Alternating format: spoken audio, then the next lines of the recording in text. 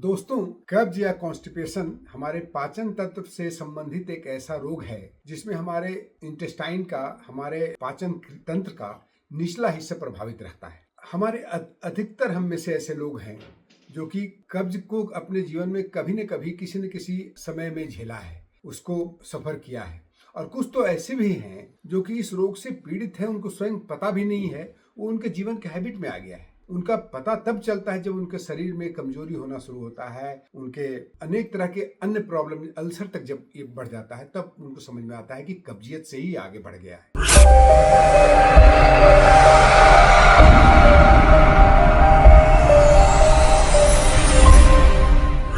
ये हमारे जो खाना खाते हैं, खाना खाने के बाद जब हमारे जो मल फॉर्म होता है, मल जब बड़ी आंत में जाकर के और रुक जाता है या उसके अवशेष बच जाते हैं, जो कि लंबे समय तक जब उसमें रह जाते हैं, तो हमारे टिश्यूज को और सेल्स को, उस सबको कमजोर कर देता है, जिसके कारण वो हमारे शरीर के सभी अंगों को धीरे धीरे करके कमजोर कर देता है और हमें लंबी बीमारियों का सामना करना पड़ता है। तो इसमें हम जानते हैं कि इसको क्या क्या से लक्षण है। ये यदि आप वॉशरूम में जाते हैं, बाथरूम जाते हैं, मल त्याग करने के पर्पज से जाते हैं, तो आप जब बैठते हैं तो उसमें बहुत देर तक लगता है आपको मल का निष्कासन होने में। बहुत समय आप बहुत प्रेशर देते हैं मल के निष्कासन में, फिर वो मल बाहर नहीं आता है, तो ये कॉन्स्टिपेशन का लक्षण है। बहुत सारे अन्य लक्षण भी है जिसको मैं यहाँ पर चर्चा नहीं करना चाहता हूँ, लेकिन लोगों को ये पता हो जाता है कि हमारा कब्जियत है यदि ध्यान से आप उसको समझे। इसके कौन कौन से कारण होते हैं? तो सबसे बड़ा कारण तो है कि आहार का कारण। यदि फाइबर युक्त खाना नहीं खा रहे हैं, जरूरत से कम पानी पी रहे हैं, फास्ट फूड बहुत ज्यादा खा रहे हैं, जंक फूड बहुत ज्यादा खा रहे हैं, तो इसको होने की संभावना बहुत ज्यादा हो जाता है। दूसरा कारण है यदि मानसिक तनाव भी है तो उसमें भी कब्जियत हो जाती है। जीवन शैली, शरीर में कम व्यायाम, शारीरिक व्यायाम कम करना, कार्य हर समय बैठ के कोई चेयर पर बैठे हुए हैं, घंटों काम किए जा रहे हैं और हम अपने जीवन में योगा को या आसन को या अन्य जो एक्सरसाइज है उस सारे चीज को अपने जीवन में नहीं ढाले हुए, तो ये होने की संभावना बढ़ जाती है। अनेकों कारण है जिसके कारण ये हो सकता है। अब हम जानते हैं कि इसको योग के माध्यम से हम क्या क्या समाधान ला सकते हैं, कैसे इसको योग के माध्यम से हम समाधान ला सकते हैं। आहार की चर्चा हम बाद में करेंगे, पहले हम जानते हैं कि योग में कौन सी ऐसी विधियां हैं जिसके कारण हम इस रोग को दूर कर सकते हैं। तो चलिए हम आपको दिखाते हैं अपनी आसनों का सिलसिला। इसमें बहुत ज्यादा आसन नहीं है, 5 से 6 आसन आपको करके दिखाऊंगा। सिंपल आसन है, जिसको आप करेंगे तो इसमें आपको मल निष्कासन में जो प्रॉब्लम्स हो रहे हैं वो ठीक होंगे। तो चलिए हम करते हैं।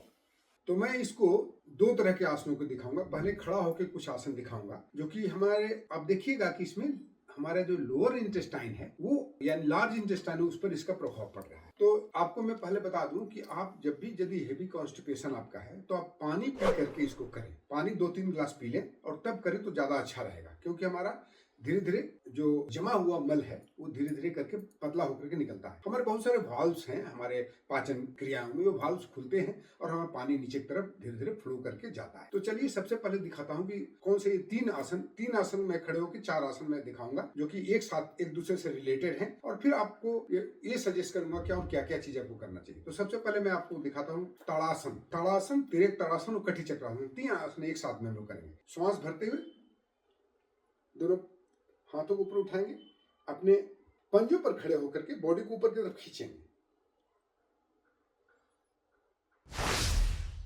फिर नीचे की तरफ आएंगे। इस आसन को आप 6 बार करेंगे, ठीक है? इसको एक बार करके दिखाया, फिर दूसरी बार करके दिखाता हूं। इस तरह से हाथ उठाते हुए बॉडी को ऊपर की तरफ स्ट्रेच करेंगे, फिर नीचे की तरफ सांस छोड़ते हुए नीचे की तरफ जाएंगे। इस क्रिया को हम 6 बार कम से कम करेंगे। उसके बाद फिर एक ताड़ासन, हाथ को इसी तरह से रखेंगे और बाएं तरफ आएंगे, इस तरह से सांस छोड़ते हुए इस तरह से, ऐसे, फिर ऐसे यहां रुकेंगे कम से कम 5 सेकंड्स तक।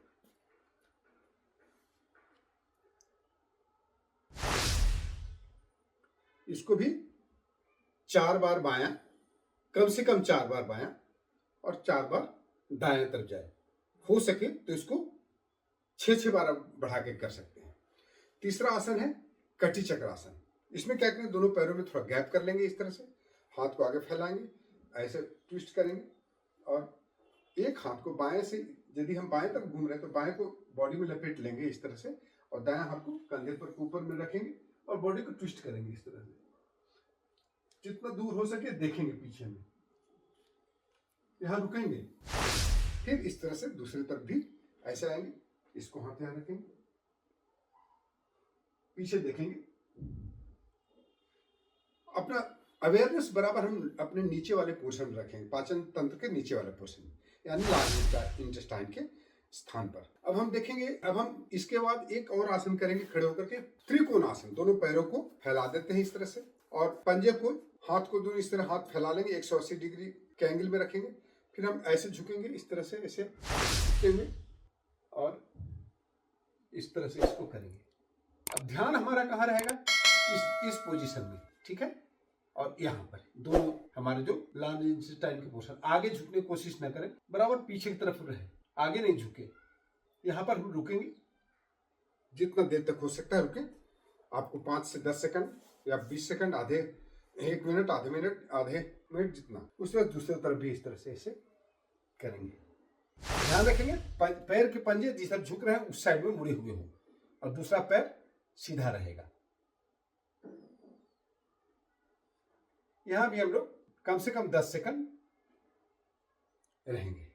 ध्यान बराबर हमारा अवेयरनेस यहाँ पर बना रहेगा। ये आपको खड़े होकर आसन कर रहे हैं, उसके साथ साथ में एक और कर लीजिएगा। यदि आप सूर्य नमस्कार जानते हैं तो प्रतिदिन इसको शुरुआत करें 5 चक्र से लेकर के और इसको 10 चक्र तक बढ़ाएं। एक चक्र मैं करके आपको सामने यहीं दिखा देता हूं ताकि आप समझ पाए कि कैसे किया जाता है। दोनों हाथ को ऐसे करें, ऐसे लेके आए, फिर इस तरह से ऐसे ले जाके फिर नीचे लेके आए, एक पैर को पीछे करें इस तरह से।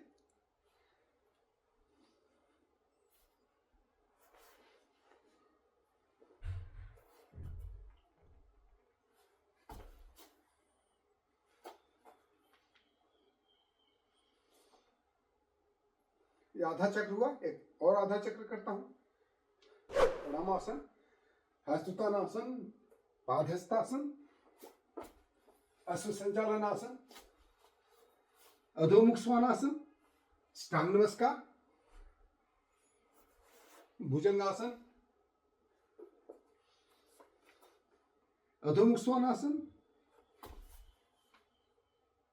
अश्वसंचालन आसन, पादहस्तासन, अश्वत्थानासन, प्रणामासन। तो ये एक चक्र हुआ। इस तरह से यदि आप इसको सीखे हुए हैं और नहीं तो आप सीख लीजिए इसको आप प्रतिदिन 5 से 10 चक्र करें। चलिए, तो अब हम आपको बैठ के कुछ सिंपल आसन दिखाते हैं। आपको जरूरी नहीं कि सभी आसन करने हैं, जो आपको ठीक लगता है, जो आप कर सकते हैं आसानी से उसको करेंगे, ठीक है। तब बैठ के करने वाला आसन करते हैं। बैठ के और लेट के किए जाने वाला आसन मैं ऐसा दिखाने जा रहा हूँ जो कि सभी लोग कर सकते। तो सबसे पहला करेंगे पवन मुक्त आसन। इस तरह से ऐसे लेट जाते हैं पीठ के बल पर। आप देखे होंगे बारी बारी से दोनों पैरों को ऐसे, फिर इसको इस तरह से, इसको 4 बार दाएं पैर से, 4 बार बाएं पैर से, फिर दोनों मिलाकर के इस तरह से करें।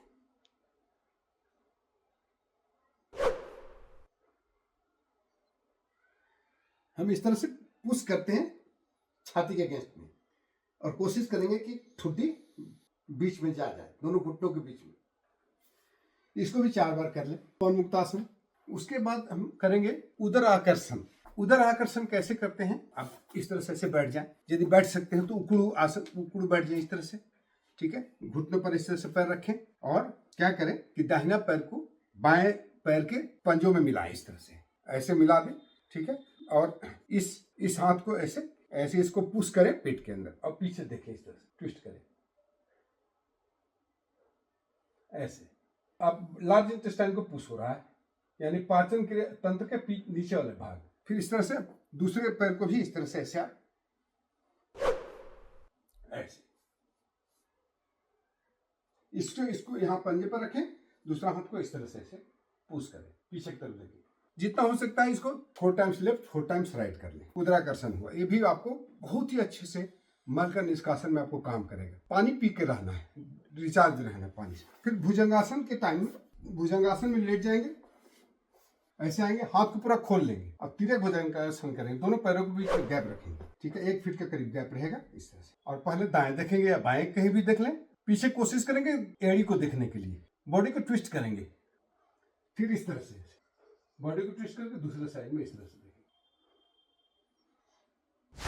इस तरह से ऐसे, ठीक है।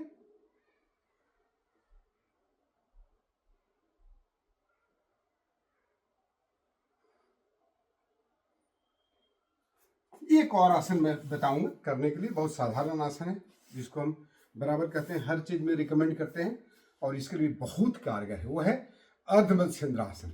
अर्ध मत्स्येंद्रासन करने का तरीका, आप आराम से इस तरह से ऐसे बैठ जाए दंडासन में, बाएं पैर को दाहिने जांघ की तरफ लेके जाएं और दूसरा पैर को घुटने से पार कर लें। फिर बॉडी को सीधा रखें, एक हाथ पीछे ले जाए, जो पैर जिसका घुटना ऊपर है हाथ को ऐसे करें, श्वास भरें, श्वास छोड़ते हुए ऐसे आ जाए, ऐसे, और फिर इस तरह से बॉडी को ट्विस्ट करें। बहुत ही शानदार आसन है, ये बहुत कारगर होता है। पीछे तरफ देखना है, बॉडी ट्विस्ट हो रहा है, इस पैर से हम अपने पेट को पुश कर रहे हैं, उधर एरिया को पुश कर रहे हैं। फिर दूसरे पैर को, दाएं पैर को बाएं तरफ ले आए और इसको पार करके ऐसे कर लें। ठीक है, अच्छे से दिख पाएगा। अब ऐसे हाथ को ऊपर उठाएं, श्वास भरें, ऐसे करें, फिर श्वास छोड़ते हुए पीछे की तरफ ट्विस्ट करें।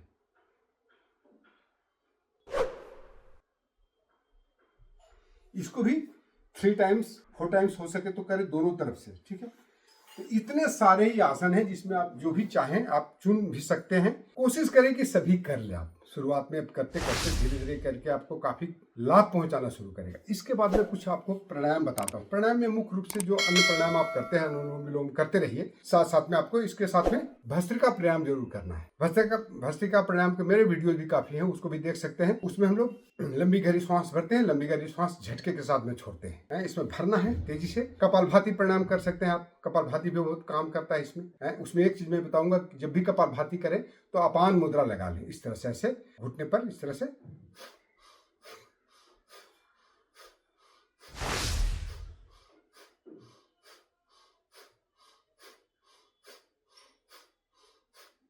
भस्त्रिका प्राणायाम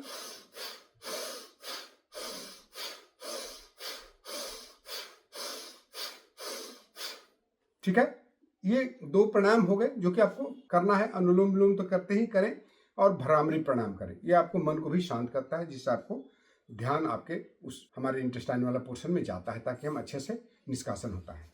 एक और चीज मैं बहुत बताऊंगा जो कि बहुत जरूरी है, बंध मुद्रा और बंध इसमें काफी लाभकारी है। यदि आप कुछ नहीं भी कर रहे हैं, केवल वही मुद्रा और बंध केवल करें तो आपको उससे बहुत लाभ पहुंचेगा। सबसे पहला है अश्विनी मुद्रा करें। अश्विनी मुद्रा करने का तरीका कुछ बहुत ही आसान है। हम अपने मल द्वार को, एनस को संकुचित करते हुए ऊपर की तरफ खींचते हैं, फिर छोड़ते हैं। बस इतना ही करेंगे, संकुचित करेंगे, छोड़ेंगे। इसको कॉन्ट्रैक्ट करेंगे, रिलीज करेंगे, कॉन्ट्रैक्ट करेंगे, रिलीज करेंगे। किसी भी समय में कर सकते हैं, या तो आप यदि मल त्याग कर रहे हैं उस समय भी इसको आप कर सकते हैं। दिक्कत हो रहा है तो इसको करिएगा, धीरे धीरे करके उससे में काफी लाभ पहुंचना शुरू होगा। यानी हम मल द्वार को कॉन्ट्रैक्ट करके रिलीज कर रहे हैं, ये एक बहुत अच्छा है।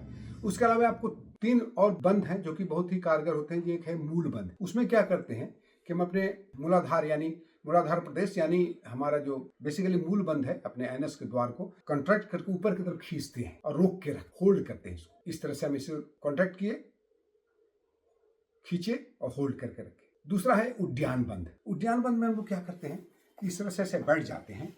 कोई भी आसन में इसे कोशिश, यदि आप पद्मासन में बैठते हैं तो बहुत अच्छा, नहीं तो कोई भी आसन में बैठ जाए। बैठ करके इसको पुश करें, श्वास को बाहर छोड़े, पेट को अंदर लेके जाए।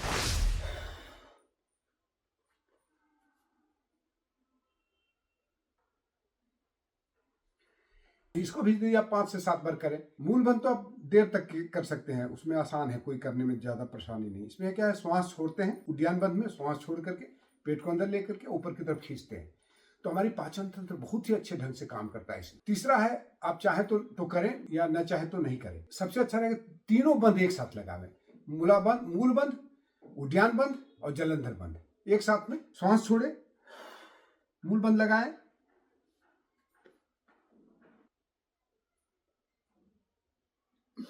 इसको कहते हैं लोग महाबंध।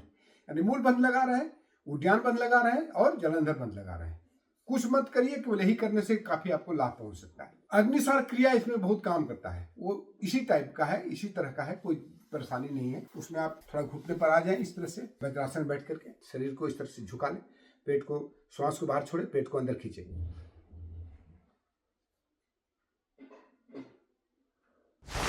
पेट को आगे पीछे।